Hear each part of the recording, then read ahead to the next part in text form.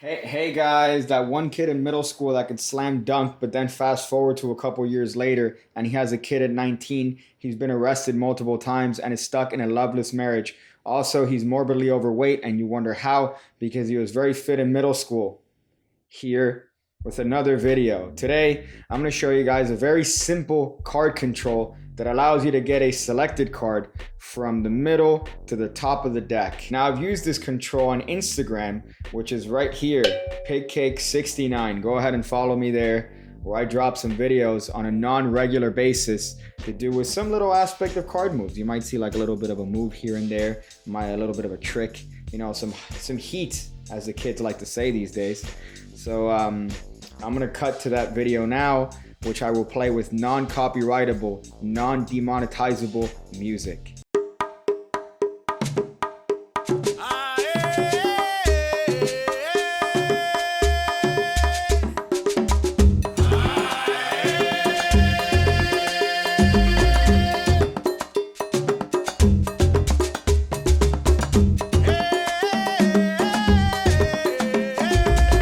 Well, that's a hot one.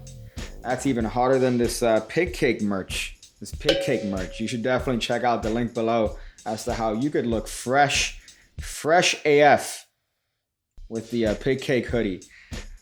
Ah, man. So I'll show you even how to do that little bit of a trick that I did in the video for the sake of completion. What a bargain. It almost makes me want to take my clothes off and run around the inside of a Walmart in rural Louisiana. Well, that's I think enough of an intro. Let's just get into the actual move itself before I start contemplating my mortality. There's nothing people love more than Oster microwaves. Oster microwaves. That's a callback to how I used to do videos. So for this particular video, we're going to be using these Red Roses playing cards made by BlackRosePlayingCards.com. So make sure to link up with them. And you're going to need the deck because we're going to be using the little bit of a control. Now, as you saw the control from the actual video itself, you kind of understand what's happening. But just to summarize for those of you guys from Western France, what's going on is that we are essentially dribbling the cards wherever the spectator calls stop. So let's say we dribble the cards. Spectator calls stop over here. Or maybe we could use this little thumb method, right? Where we riffle down the length of the edge here in a ASMR style yet PG fashion. So we're going to do that, and we'll have the spectator call stop anywhere they want. Now we're going to show them that card, and we're going to show them the card in this sort of way where a thumb is pushing so that they could see the index corner. Now from here you could do a number of things. If you want, you could leave this half squared up on a table just like this, and we're going to be doing the control directly on top of the cards that way. One thing I like doing is spreading the cards in this sort of way. So I spread the cards with my right hand as I show the spectator the card. So at speed it should just look like this. Sir, could you please put down the tub of KY jelly? Thank you. So I'm gonna just do a little bit of a dribble with the cards. You just call stop anytime you want. Right there, sir. Great. Take a look at your card. Please don't forget it. And you see with my right hand, I've done a little bit of a spreading action. Now, the first person that I saw do something similar to this is Al Schneider. Al Schneider, he had a wonderful idea using a reverse spread, and I just brought it down to the table. He had it in the hands, and it was a wonderful little bit of an idea. But here, we're essentially doing a reverse spread to switch that top card out for the bottom card. So all that's happening is we're going to square up the card, and we're going to use our fingertips to push up that bottom card from the bottom of the deck. So that just happens as the hand comes down. We're just going to switch these two cards, and of course this is done in the action of apparently throwing that card and dropping the rest of the half on top of that card so we could spread and show that that card's going in the middle of the deck. So let's break down those moves again for the people from the western portion of France that really have a hard time understanding anything other than cognac. So let's show the card. As we turn our hand this way, we're going to square up the card. At the same time, we're pushing with our fingertips underneath this card and projecting it. Now, initially what's going to happen is it's going to be a little bit hard. You're going to notice that you're going to have the tendency to spread the cards. However, with practice, you're going to be able to just push off that single card each and every single time. So once you get to this position where you are just pushing the card up with your fingertips, you're going to allow that card to fall on the table and then drop the rest of the cards on top, just plopping it there. Because you are going to spread the cards to show the fact that card is very cleanly in the middle of the deck. Really, it's directly on top. So one more time, you have the spectator call stop. Let's say they call stop over here. You're spreading the cards as you show them the card that they are supposedly going to think of. In this case, it's going to be the king of diamonds. So they see the card. In the action of just apparently tossing that card, again, the larger motion of apparently tossing that single card covers the smaller motion of just squaring up the cards and the initial switch. You're going to drop that on the table. Continue spreading the cards this way and show the fact that card is in the middle of the deck. So now you could score it up, and of course the action has controlled that card directly to the top of the deck. So at speed here, the spectator calls stop anywhere they want. Let's say they call stop over here. You spread the cards this way, drop it on the table that way, drop the rest of the cards, spread them out if you wish, and now you could square everything up and show that that card is going very cleanly in the middle of the deck. Really, guess what? It's going directly on top of the deck. It's going on top of the deck. Hey, where's all the ladies at, right? Where's all the ladies at? Am I right? So this is a little bit of a discrepant move if you haven't noticed, because of course the action is that the card is coming from the bottom. So it shouldn't make any sense. But because of the larger motion covering the smaller action of that card being tossed on the table, it's a very, very discrepant switch, and it works every single time, as you saw in that Instagram video. So the actual mechanics for that particular move, you're going to need to do your favorite call of a 4 of a kind. In this case, we have most of them here. So the call is going to be very easy because we just need to call essentially one king. So one king is in the top. So now we have a 4 of a kind, your favorite 4 of a kind on top. And you're going to do your favorite force. In this case, in the video, I did a dribble force, which is just simply done by swing cutting the cards and keeping a little bit of a separation there. This isn't similar to the separation by your father and yourself, because this is a very small separation. Usually the ones between your father and yourself are way bigger than this. So from this position, you're going to transfer that over to a thumb break in preparation for a dribble force. So a dribble force is a timing thing. In case of the Instagram video, it's fairly easy to do because all I'm doing is, just stopping at the appropriate position. However, with actual spectators, I'm going to have an entire video dedicated to the dribble force itself.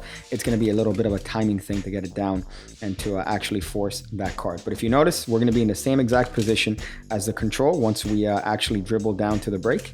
So dribbling to the break, we show them the card. As we're showing them the card, we are spreading the cards out in the right hand, as we discussed before. You're going to show the card, you're going to execute the control, drop the rest of the cards on the table, and now spread it to show that that single card is going in the middle of the deck as fair can be. And of course, we know that that card is on top of the deck, ready to be produced by whatever move you want. But in this case, I use the Benzai's spin out move, which looks a little bit like that. You see, it looks like that card came from the middle. Really, it came from the top, and it shows spectators that you've actually never seen a vagina before, which is sometimes you want to convey that idea to the spectators to show that you're really dedicated to your art and your craft. It's really a preference thing, but I like to make sure that they know that I've never seen one.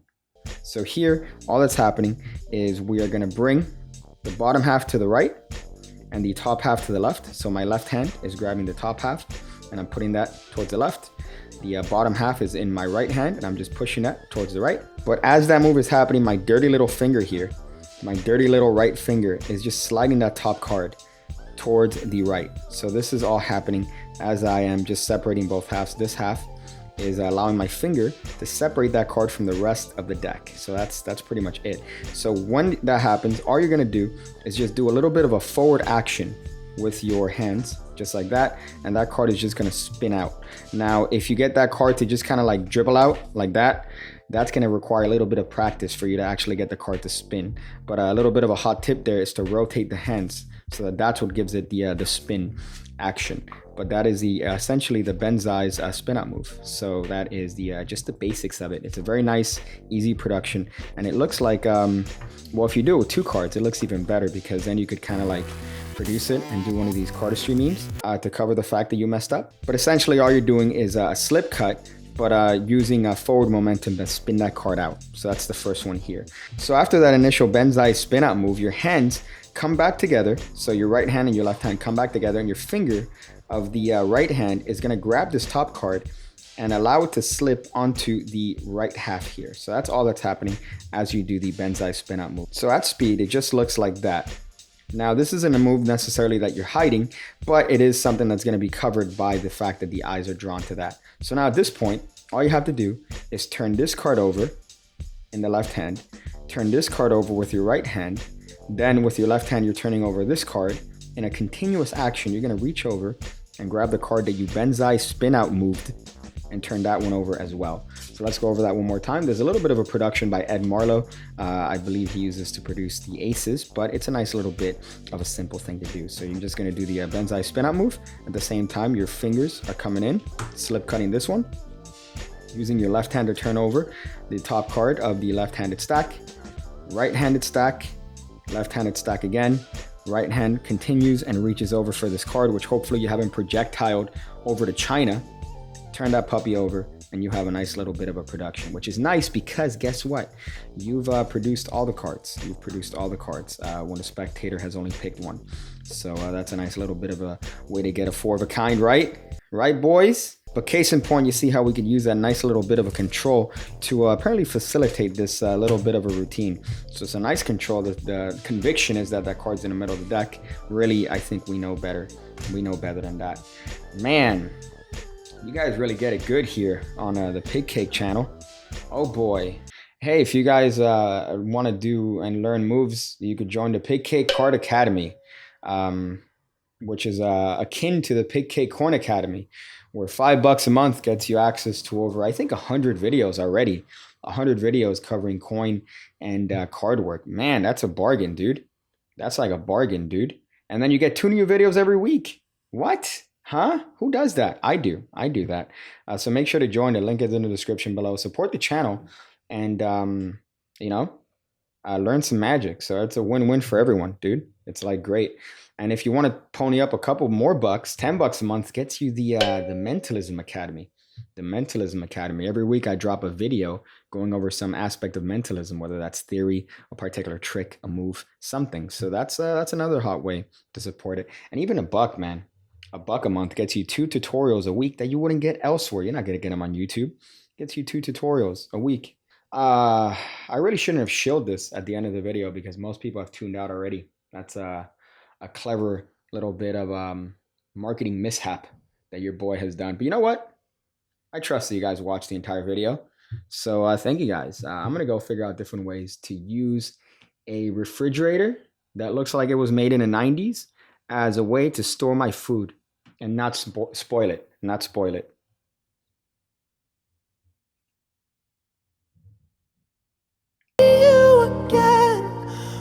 I see you again, when I see you again, when I see you again, when I see you again, when I see you again, when I see you again.